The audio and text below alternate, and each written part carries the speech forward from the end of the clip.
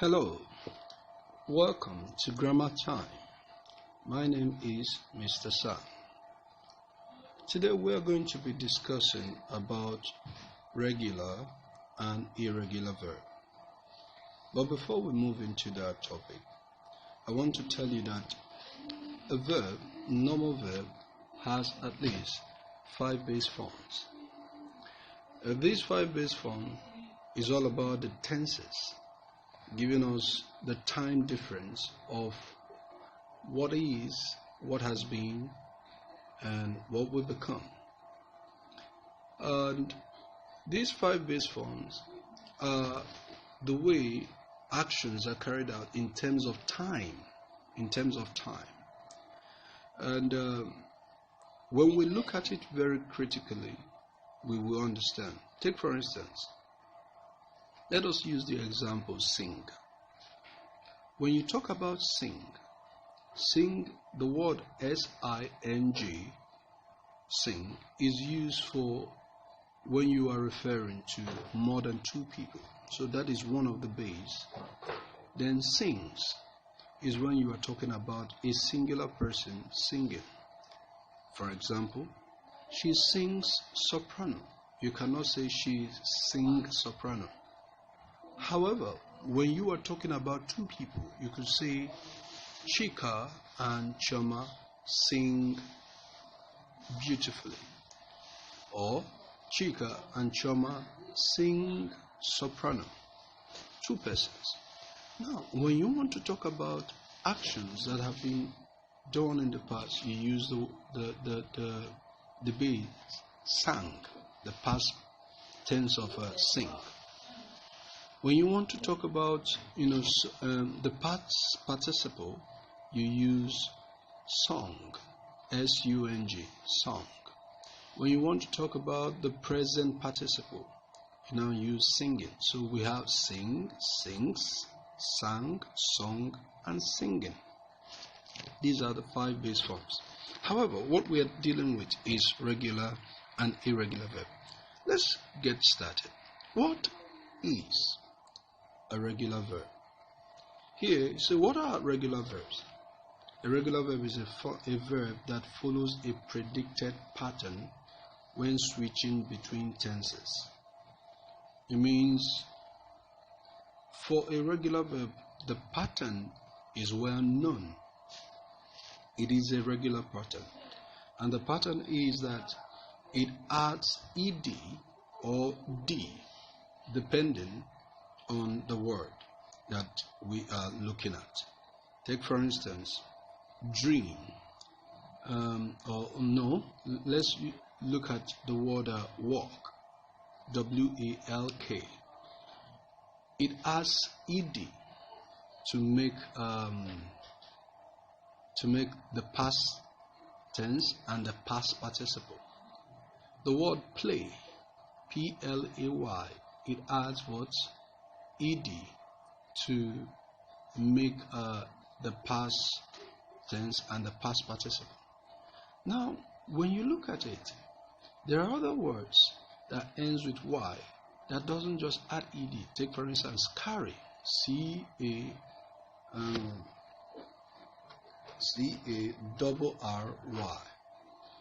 C-A-R-R-Y.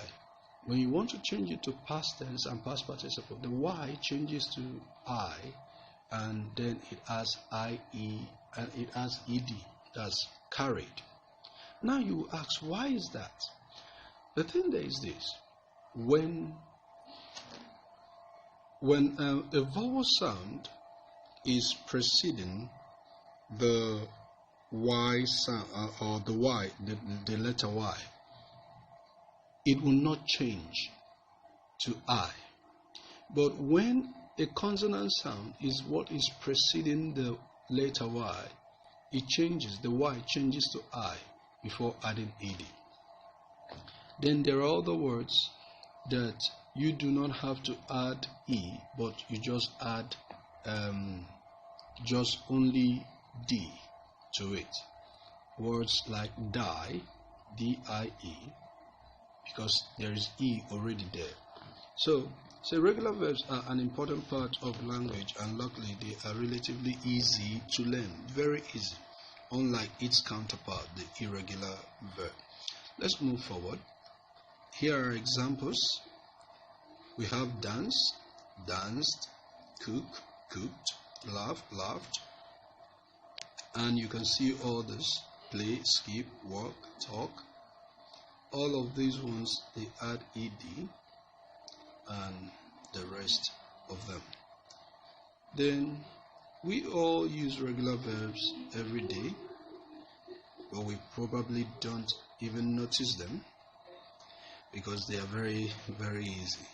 This is because they can be transformed into the past tense simply by adding ed or d to the end of the verb. We have stated that. You can see the examples here. So a regular verb always takes this very predicted or predictable form. Very, very predictable when we are moving it from the present into the simple past tense. You can see these ones, the examples given here: wonder, wondered, wish, wished, and the rest of them. Study it very carefully, and we move forward. Here are a statement of fact. So there are thousands of regular verbs in English. Each of them behaves the same way as the regular verb examples we've been given, or we have given here. If you want to talk about something that has already happened, you add ed or d to the end. The reason why this is being repeated is for us to have, for emphasis sake, and for us to understand. Regular verb, the understanding is not really quite difficult. Here are examples of many, many of them. You can pause to look at it carefully. Here are another one. You can look at dry. You see, the R is preceding, the R, which is a consonant sound, is preceding the Y. And let's look at any other one with Y that doesn't have a consonant sound preceding it. Okay, you have play here. I don't know if, okay, I want you to look at it. Okay, look at fry. You can see R also a consonant. Now when you have the word, there are other words that when you look at them, you will understand what I'm talking about. But today, okay, thank you, good. Look at the word enjoy. Enjoy, yes. It is preceded by a vowel sound O, the vowel sound O. Now, you see, the Y doesn't change, rather it has ED. Beautiful. So, we move forward. Now we go to irregular verbs. Irregular verbs. Now, as simple as the answer. When a verb does not add ed, it doesn't take that form to the past tense or the past tense form, it is considered an irregular verb. That is just the simplest definition. When the conjugation of a verb is not in the normal way that it has ed or d, it is considered as an irregular verb. The word irregular makes it sound like these verbs are rare, but they are not. They are everywhere. We use it every day. They are, even the one I'm saying right now, are, is an irregular verb. So they are very, very common. And The only reason why it is called an irregular verb is because changing from its present base to the past tense doesn't follow a predetermined or normal set rules. Just like in regular verb, it has different methods that it can change. Examples here: go, the past tense went; is, the past tense was; swim, the past tense swam; and drink, the past tense drank. And if we even go to the past participle, we are going to see a lot of it. Take for instance, the past participle of went becomes gone. That of was becomes been. That's been. The swim, the swan becomes swan. Drink, drank, drunk, and the rest of it. Irregular verbs, sometimes known as strong verbs, are very common in English, just like I said before. In fact, there is a long list of irregular verbs that you probably use every day. However, we are going to look at the types of irregular verbs. All types does irregular verb have a type? Does it have a type? Yes, it does. What type is it then? It is all about the way they are changed. Let's look at it. Say, unlike regular verbs, irregular verbs unlike regular verbs, irregular verbs don't follow patterns when changing tenses. They don't follow the same rules. They don't follow the same rules, just like in regular verb for conjugation. However, there are 4 main types of irregular verbs, and knowing these types might help you memorize them faster. Let's move on. The first one is irregular verbs with different forms in every tense. That means in the present is different from the past, and the past participle is different from the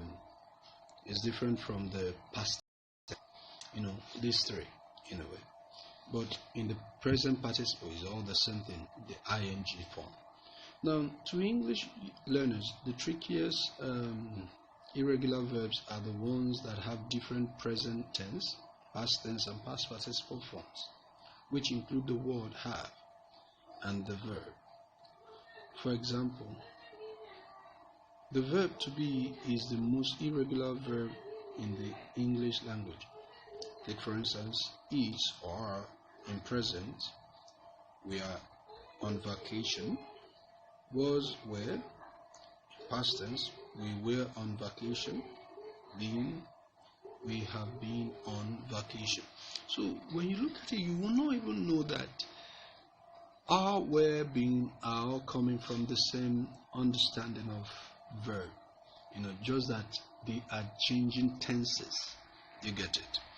Alright, we move forward. Examples of them are do, did, done, and the rest of it. Okay.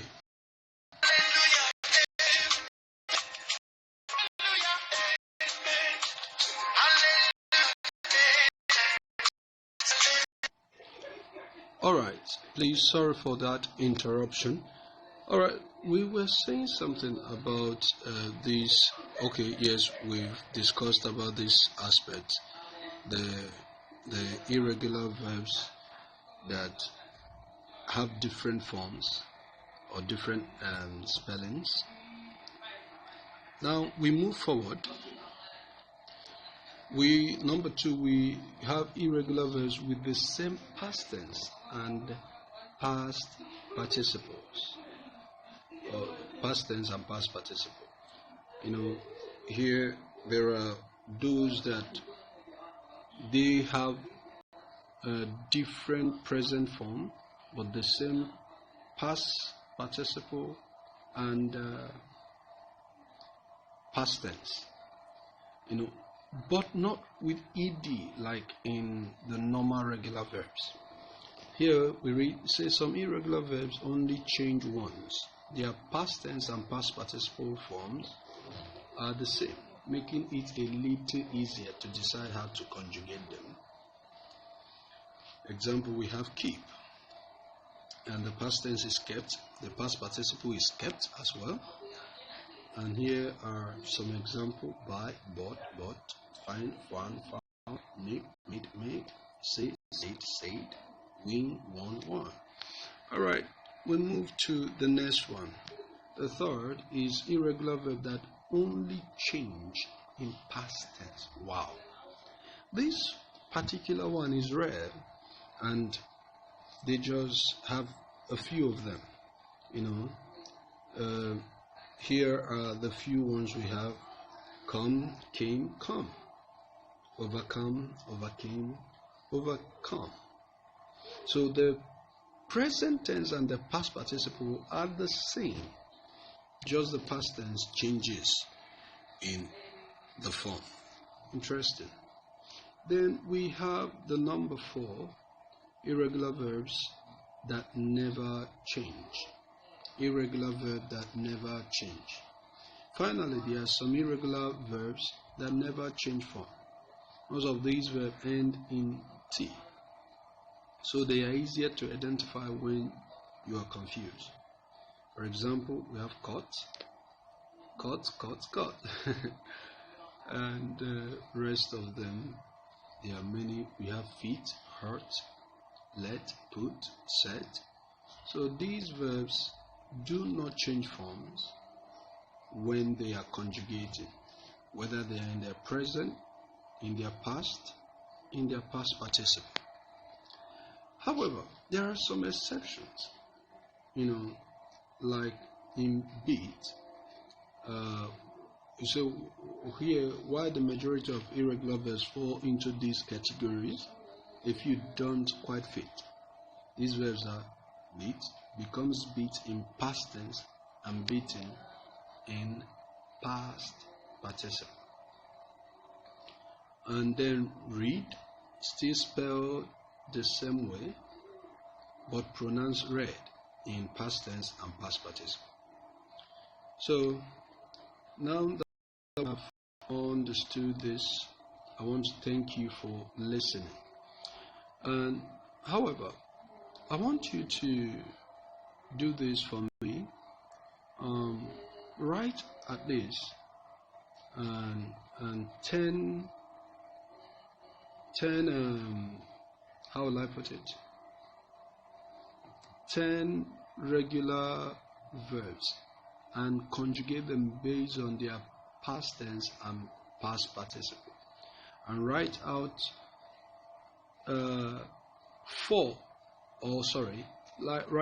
3 each of these verbs that we have discussed in the irregular forms. We have 4 of them, so write out 3 at least for all of them. So thank you so much for listening, and God bless you.